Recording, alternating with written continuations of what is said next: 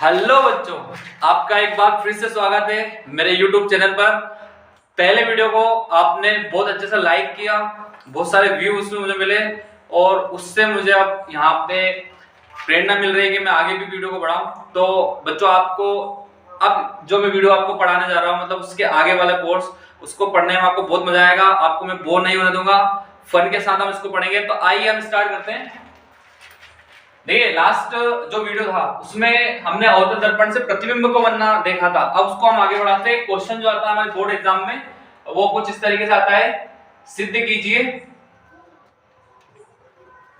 R equals to 2f, है ना। या फिर इसी को दूसरे तरीके से देते हैं, 2 को दूसरी तरफ भेजकर f इक्वल्स टू r/2। ठीक है, तो यहां से r जो है वो है वक्रता त्रिज्या, r वक्रता त्रिज्या है और f जो है वो है फोकस दूरी।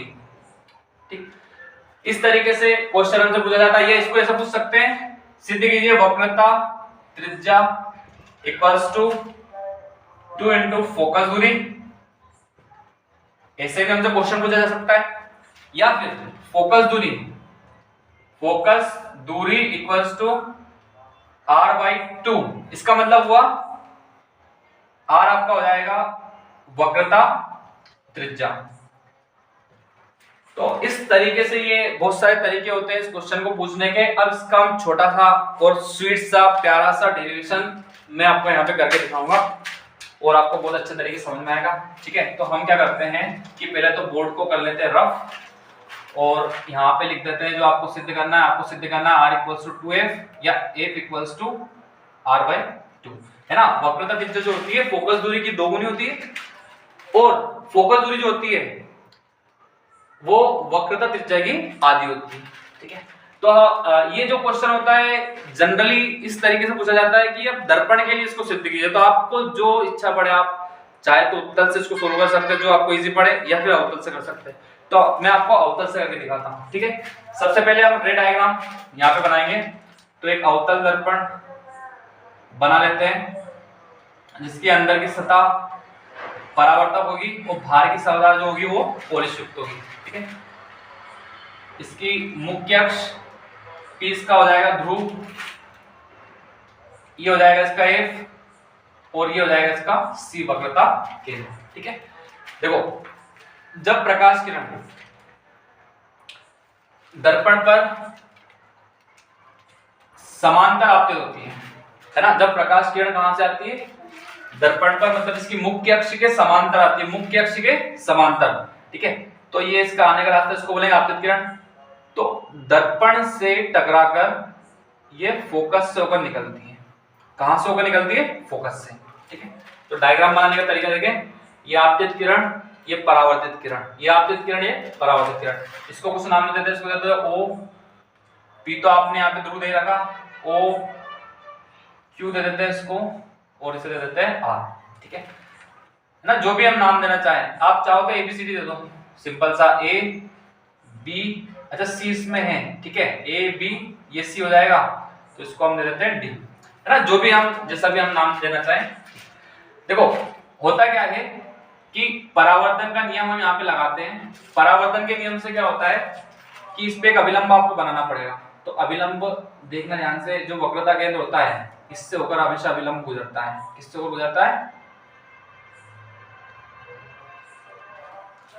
ठीक है, ये आपका हो गया अभिलंब। इसका अगर नाम देना चाहे तो आप दे सकते हो MN। ठीक है, देखो आपका डायग्राम पूरा कंप्लीट हो गया। एक बार वापस से मैं रिपीट कर देता हूं। अवतल दर्पण है जिसका ध्रुव P है, फोकस F है, वक्रता केंद्र C है। इस मुख्य अक्ष के समांतर एक प्रकाश किरण आपतित होती है AB, और ये परावर्तन, दर्पण से परावर्तन के पश्चात ये फोकस से होकर निकल जाती है। ठीक है, अभिलंब हमेशा आप कोई सा भी क्वेश्चन करोगे, अभिलंब हमेशा वक्रता केंद्र से ही निकलेगा। ठीक है, तो अभिलंब, अभी आप ये परावर्तन का पहला नियम लगा दिया। परावर्तन का पहला नियम क्या होता है? आपतन कोण बराबर परावर्तन कोण। इसमें आपतन कोण का बनेगा? अभिलंब और आपतित किरण के बीच बनेगा आपतन कोण, और अभिलंब और परावर्तित किरण के बीच बनेगा अपवर्तन कोण, है ना। तो इस तरीके से ये कोण बनेगा। देखिए, इसको लिखने के लिए हम सबसे पहले क्या करेंगे? सबसे पहले आप इसमें लिख सकते हो जो जो आपको गिवन है। ठीक है, ए बी क्या है? ए बी आपकी है आपतित किरण, ए बी है आपतित किरण, ठीक है। उसके बाद यहाँ पे आप बोलोगे तो बी डी ये हो जाएगी आपकी परावर्तित किरण, ए बी आपतित किरण, बी डी परावर्तित किरण हो जाएगी। आप बी डी को परावर्तित किरण नहीं मानते हो तो आप बी एफ को भी मान सकते हो ना, बी एफ को भी आप क्या मान सकते हो, परावर्तित किरण। तो जो आप करना चाहो बी डी को मान लिया, ठीक है। अब देखो इसमें आपतन कोण हो गया आपका आई, आई क्या है, आपतन कोण। इसके बाद एंगल आर आपका क्या हो गया, परावर्तन कोण, ठीक। देखो परावर्तन के नियम से, परावर्तन के नियम से अब इसको सोल्व कैसे करना है, तो जो डाटा है आपका जो इसमें गिवन है वो आपका, और mn यहाँ पे हो जाएगा अभिलंब, mn हो गया अभिलंब, ठीक है। अब क्वेश्चन को सोल्व करने के लिए देखिए, इसमें आपको मैथमेटिकली तरीके से या है ना गणितीय व्याख्या के अनुसार ये हो जाएगा आपका आपतन कोण ए बी सी, ए बी सी क्या हो गया, आपतन कोण। Angle A B C equals to आपतन कोण है आपका, और परावर्तन कोण है आपका एम, या एम से स्टार्टिंग करना, सी से करते हैं C B F, C B F ये हो गया आपका परावर्तन कोण। तो आपतन कोण और परावर्तन कोण क्या होते हैं, हमेशा बराबर। तो सी बी एफ, वापस से देखना, ए बी सी ये आपका आई आपतन कोण, और सी बी एफ ये है परावर्तन कोण। तो हमने दोनों को बराबर कर दिया, तो यहाँ से एंगल आई इक्वल्स टू हो गया एंगल आर, ठीक है। ये हो गया इक्वेशन फर्स्ट। इसको कहां से लिखा हमने, ये हम लिखेंगे परावर्तन के नियम से, परावर्तन के नियम से हमने इसको क्या कर दिया, बराबर कर दिया, ठीक है। तो पहला जो आपका कॉन्सेप्ट है वो आपने क्या कर दिया, इसको परावर्तन के नियम से बराबर कर दिया, ठीक। अब आपको सेकंड कॉन्सेप्ट इसमें लगाना है, तो सेकंड कॉन्सेप्ट देखना ध्यान से। सेकंड कॉन्सेप्ट कैसे लगाना है, आप देखोगे दो समांतर रेखाएं, दो समांतर रेखाएं, एक ए बी और एक आप सीपी मान सकते हो ना, समांतर रेखा ए बी और सीपी। इन समांतर रेखाओं को एक तिर्यक रेखा काट रही है, तिर्यक रेखा कौन, तो आप देखोगे बी एफ भी है तिर्यक रेखा और एक बीसी भी है, लेकिन अपन कौन सी वाले लेंगे, बीसी, ठीक है। कौन सी वाले लेंगे आपको, तिर्यक रेखा बीसी। तो दो समांतर रेखा ए बी और सीपी, इन दोनों को तिर्यक रेखा काट रही है बीसी, ठीक। तो बीसी जब काटेगी तो एंगल ये वाला आई और एक एंगल ये वाला, ये भी क्या हो जाएगा आपका, आई ही हो जाएगा, क्योंकि दोनों एंगल क्या होते हैं, बराबर होते हैं, ठीक है। इनको अपन क्या बोलते हैं, इनको एकांतर कोण बोलते हैं ना, क्या बोलते हैं, एकांतर कोण। तो हम लेंगे ए बी समांतर है सीपी के, तब एकांतर कोण की परिभाषा से, एकांतर कोण की परिभाषा से, ठीक है। एकांतर कोण की परिभाषा से क्या कर दोगे, तो आपका angle I, angle I, angle I equals to किसके बराबर है, ये वाला एकांतर कोण, ये है ना, इसको मैं अलग बना देता हूं, ये आपका ए बी, ठीक है, ये सीपी सीपी, इसको तिर्यक रेखा काट रही है इससे करके, है ना। तो यहाँ ये तिर्यक रेखा काट रही है ये वाली, ये एंगल कौन सा बना रही है, आई। तो अगर ये आई है तो ये भी आपका इसके ही बराबर हो जाएगा। तो ये जितना एंगल है, अगर ये 90 डिग्री है या ये 45 डिग्री है, तो ये भी कितना हो जाएगा, 45 डिग्री। तो इस तरीके से angle ABC equals to angle BCP, ठीक है। तो एंगल आई, ये वाला जो एंगल आई है यानी कि ये वाला, ये किसके बराबर हो गया, BCF के, है ना, एंगल BCF। एक और तरीका लिखने का, आपका एंगल आई कौन सा है, ABC, ABC, ठीक है। अगर ऐसा नहीं लिखना हो तो दूसरा तरीका है, मैं यहाँ पे लिख देता हूँ, आप कोई सा भी एक तरीका यूज कर सकते हो। एंगल ABC बराबर है एंगल BCP के या BCF के, ठीक है। चलो ये एंगल बराबर हो गए। तो अब मुझे बताओ कि ये एंगल आई, ये त्रिभुज देखना ध्यान से, बस ये लास्ट इसका कॉन्सेप्ट रहेगा, इसमें एक चीज और मतलब आपको ऐड करना है। ये जो ट्राइंगल आपको दिख रहा है CBF, CBF, इस CBF में जो इंटरनल एंगल है वो दोनों क्या है, इक्वल। तो आपने मैथ्स में पढ़ा है कि अगर किसी त्रिभुज के अंदर के दो कोण अगर बराबर है तो उनकी सम्मुख कोण, सम्मुख भुजा भी क्या होती है, बराबर। यानी कि एंगल आई के, एंगल आई अगर एंगल आर के बराबर है, ये आपने यहाँ पे निकाल दिया, एंगल आई किसके बराबर है, BCF, BCF किसके बराबर है, आर के बराबर। तो दो कोण आपको बराबर मिल गए, दो कोण के मिल गए बराबर। एंगल ABC इसको आप ऐसा कर सकते हो, इसको देखो इक्वेशन नंबर फर्स्ट हो गई, एबीसी की वैल्यू रख दो। एबीसी क्या है आपका, एबीसी आपका इसको अपन बोल सकते हैं, इसी को अपन इक्वेशन नंबर दे देते हैं सेकंड। क्या देते हैं, इक्वेशन नंबर सेकंड। ठीक है, मैं इसको फिर से लिख देता हूं, angle A B C equals to angle B C F. ठीक है, angle A B C equals to angle B C F. ठीक है, तो ये दोनों आई आई हो गए, और आई और आर पहले से बराबर ही है ना, ये आई और आर क्या है, आपस में बराबर। तो त्रिभुज देखेंगे आप CBF में, CBF में इसके दोनों एंगल, दोनों अंदर के एंगल आपस में क्या हो जाएंगे, बराबर। तो इसका नाम क्या है, BCF, आप बोलते हो एंगल BCF। ठीक है, और एंगल हो जाएगा, एक तो क्या BCF और एक हो जाएगा BFC equals to angle B। अच्छा, BFC तो लेने नहीं, अपने को ये वाला लेना है, तो आपने एंगल BCF ले लिया, तो ले लो CBF। ठीक है, ये आई और ये आर। ठीक, एक बार वापस से मिला लो, त्रिभुज CBF में, CBF ये वाला जो ट्राइंगल है, इस ट्राइंगल में आपका आई और आर दोनों क्या हो जाएंगे, इक्वल हो जाएंगे। ठीक है, तो आई और आर जब इक्वल हो गए तो BCF इक्वल्स टू CBF, दोनों एंगल बराबर हो गए। अब हमने पढ़ा कि किसी भी त्रिभुज में अगर अंदर के कोण, दो कोण बराबर है तो उनकी सम्मुख भुजा भी क्या होती है, बराबर होती है। तो BCF के सामने कौन है, BCF इस एंगल के सामने कौन है, ये वाली भुजा, इसको बोलेंगे FB। ठीक है, इक्वल्स टू CBF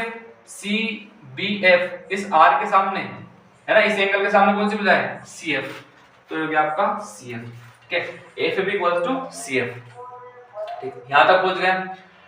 अब होता क्या है कि हम जो डिस्टेंस मेजर करते हैं, जो दूरियां नापते हैं, सारी ध्रुव से नापते हैं। कहां से नापते हैं, ध्रुव से। तो ध्रुव तो है यहाँ पे, लेकिन इसकी वैल्यू अगर आप रखोगे तो एफ भी है, ये तो बहुत दूर है। तो इसको हम क्या करेंगे, इसके बिल्कुल पास मानेंगे, इसको मतलब निकट मानेंगे। क्यों, क्योंकि आप जो आपके 12th का सिलेबस पढ़ते हो उसमें हर दर्पण का जो द्वारक होता है वो छोटा होता है। ठीक है, तो छोटे द्वारक में आपतित किरण लगभग कहां पे आपतित होती है, उसके ध्रुव के पास होती है। ठीक है, तो B और P दोनों क्या है, निकट है ना। यदि द्वारक छोटा हो तो, यदि द्वारक छोटा हो तो B व P अत्यधिक निकट होंगे, है ना, कहां होंगे, अत्यधिक निकट होंगे।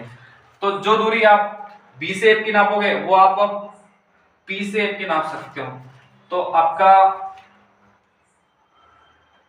PF किसके बराबर हो गया, FB के। ठीक है, PF किसके बराबर हो गया, FB के। द्वारक छोटा होता है तो आपको ये दूरी नापनी है B से F, लेकिन ये जो है आपके पास इसके मेजरमेंट के लिए कुछ भी नहीं है, तो आपका जो द्वारक है वो बहुत छोटा है। दर्पण का द्वारक क्या होता है, छोटा होता है। द्वारक जब छोटा है तो B बिंदु कहां आएगा, P के निकट, मतलब जो प्रकाश किरण आपतित हो रही है वो P के ही पास आपतित हो रही है। तो B और P दोनों क्या है, एक ही जगह। ठीक है, तो जो दूरी BF की है वही PF की हो जाएगी, इसलिए हमने लिख दिया PF इक्वल्स टू FB। ये वैल्यू रख देते हैं इस इक्वेशन नंबर 3 में। तो यहां से देखो FB की जगह क्या रख देंगे, PF। तो ये हो गया आपका PF इक्वल्स टू CF। ठीक, ये आपका PF इक्वल्स टू CF आ गया। ठीक है, अब इनकी दूरियां आपको रखनी है, कैसे आप मेजर करते हैं। तो देखो, ध्रुव से फोकस तक की दूरी, इसको बोल देते हैं हम, इसको मिटा देते हैं। ध्रुव से फोकस तक की दूरी, फोकस दूरी, इसको बोलेंगे अपन F, और वो भी कैसा, नेगेटिव, क्योंकि आप बाईं तरफ जा रहे हो। ठीक है, -x की तरफ जा रहे हो। फिर यहां से P से लेके C तक की दूरी माइनस का R, P से लेके C तक की दूरी -R। ठीक, अब देखो, अब जैसे वैल्यू रखोगे आप तो आपको PF की वैल्यू तो आप रख दोगे, PF की वैल्यू तो आप रख दोगे, लेकिन PF की वैल्यू आप रख दोगे, लेकिन CF की वैल्यू, जो CF की वैल्यू आप रख नहीं पाओगे। क्यों, क्योंकि ये डिस्टेंस आप यहां से देखो, हम सारी दूरियां कहां से नापते हैं, ध्रुव से नापते हैं। कहां से नापते हैं, ध्रुव से नापते हैं। ठीक है, तो इसको मेजर करने के लिए हमको P सी में से, टोटल पीसी में से पीएफ माइनस करना पड़ेगा। टोटल पीसी में से आप पीएफ माइनस कर, टोटल पीसी में से पीएफ माइनस करोगे तभी सीएफ निकलेगा। आपको सीएफ रखना है, पीएफ तो आप रख दोगे, पीएफ तो आपका माइनस एफ हो गया, लेकिन सीएफ रखना है आपको। सीएफ रखने के लिए क्या करना पड़ेगा, पीसी में से पीएफ माइनस करना पड़ेगा, पीसी में से पीएफ माइनस करना पड़ेगा।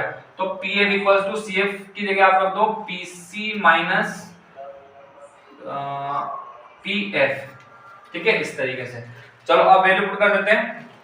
पीएफ की वैल्यू माइनस एफ, यहां पे रखना, पीएफ की value minus F equals to PC की वैल्यू माइनस आर, ठीक, फिर माइनस वापस आ गया पीएफ। पीएफ की वैल्यू क्या है, पीएफ की वैल्यू अपने आप में माइनस एफ है, तो ये माइनस का एफ रख दिया। यहां से देखिए minus F equals to minus R minus minus plus F. अब आप एक काम कर सकते हैं कि एफ को इधर लेके आएंगे, जब एफ इधर आ गया तो माइनस एफ हो जाएगा, minus F equals to minus R, minus 2f equals to minus R, minus से minus cancel, R equals to क्या मिल गया आपको 2f इक्वल्स टू आर, या आर इक्वल्स टू सॉरी इसको 2f इक्वल्स टू आर हो गया, 2 को उधर भेजेंगे दूसरी तरफ तो f इक्वल्स टू हो जाएगा r/2। इस तरीके से ये जो आपका डेरिवेशन है ये पूरा कंप्लीट हो गया है ना। मैं आपको फिर से रिवाइज कर देता हूँ एक बार और, ठीक है। एक अवतल दर्पण एक प्रकाश किरण आपतित होती है तो परावर्तित होती है, फोकस से निकलती है। हम अभिलंब ड्रॉ करते हैं तो वक्रता केंद्र से अपने को अभिलंब बनाना है, ठीक है। ये आपतन कोण परावर्तन कोण, तो पहली परिभाषा तो ये आपतन कोण बराबर परावर्तन कोण, ये परावर्तन के नियम से आपने लिख दिया, ठीक है। फिर दो रेखाएं आपको समांतर दिख रही है और एक तिर्यक रेखा उसे काट रही है, तो इस कंडीशन में क्या होता है कि एकांतर कोण बराबर है, तो आई ये है तो ये एंगल भी क्या हो जाएगा, आई हो जाएगा। इसको पहले आई नहीं मानना है, लेकिन एकांतर कोण की परिभाषा से क्या हो गया, आई हो गया। जब ये आई हो गया और ये आई हो गया, जब ये दोनों आपस में बराबर है ना, आई आर पहले से बराबर है और ये दोनों एंगल बराबर हो गए तो ये आपस में क्या हो गए, बराबर हो गए। तो यहां से आप ये वाली इक्वेशन लिख सकते हो ABC equals to BCF, ABC equals to BCF, है ना। फिर हम ट्राइंगल में देखेंगे, जब किसी ट्राइंगल में दो आंतरिक कोण उसके बराबर हो तो उनके सम्मुख भुजाएं भी क्या होती है, बराबर। I के सामने BF और R के सामने CF, तो ये FB इक्वल्स टू CF। फिर यहां से आप देखेंगे कि आप जब FB की वैल्यू फाइंड करेंगे तो आपको FB की कोई दूरी आपको नहीं मिलेगी, FB की कोई दूरी नहीं मिलेगी। तो इस केस में आपको क्या बताना है, हर केस में जहां पे भी इस तरीके से आपका क्वेश्चन फंसेगा वहां पे क्या बताना है कि जो ये बिंदु है वो किसके पास है, ज्यादा P के ज्यादा पास है, तो जो दूरी FB की है वही FP की है। तो PF equals to FB, PF पे से कैसे FB इक्वल्स टू अपन ने क्या रख दिया, मतलब FB की जगह तो आपने क्या रख दिया, PF रख दिया, तो PF और जो CF है वो आपने FB की जगह रखा, ठीक। बस अब आपको वैल्यू पुट करना है और आपका आंसर आएगा, ठीक है। तो बच्चों मैं आशा करता हूँ कि वीडियो आपको समझ में आया होगा, और अगर नहीं भी आया हो तो आप कमेंट करके मुझे बताएं। मैं अपनी तरफ से पूरी मेहनत करूंगा कि आपको और अच्छा कंटेंट प्रोवाइड कर सकूं। Thank you.